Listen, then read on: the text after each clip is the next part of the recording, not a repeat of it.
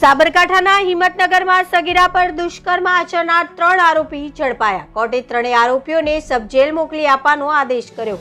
હિંમતનગર તાલુકાના ગાભોઈ ગ્રામ્ય પંથકમાં સગીરા પર દુષ્કર્મ આચરવાના કેસમાં પોલીસે 3 આરોપીઓની ધરપકડ કરી છે। આ ઘટના 3 દિવસ અગાઉ બની હતી।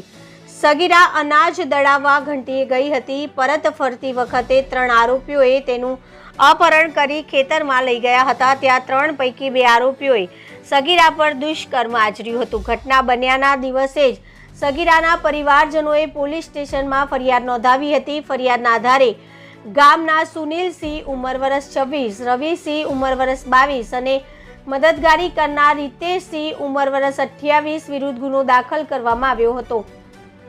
ગાભોઈના પીએસઆઈ જે.એમ. રબારી અને તેમની ટીમે એલસીબી ટીમને સાથે મળીને 3 આરોપીઓને ઝડપી પાડ્યા। મંગળવારે આરોપીઓને પકડી ઘટનાનું રિકન્સ્ટ્રક્શન કરવામાં આવ્યું હતું। ત્યારબાદ તેમને કોર્ટમાં રજૂ કરાતા કોર્ટે 3 આરોપીઓને સબ જેલ મોકલી આપવાનો આદેશ કર્યો હતો। Reporter Hamid Mansuri, BA news Gujarati, Sabarkantha.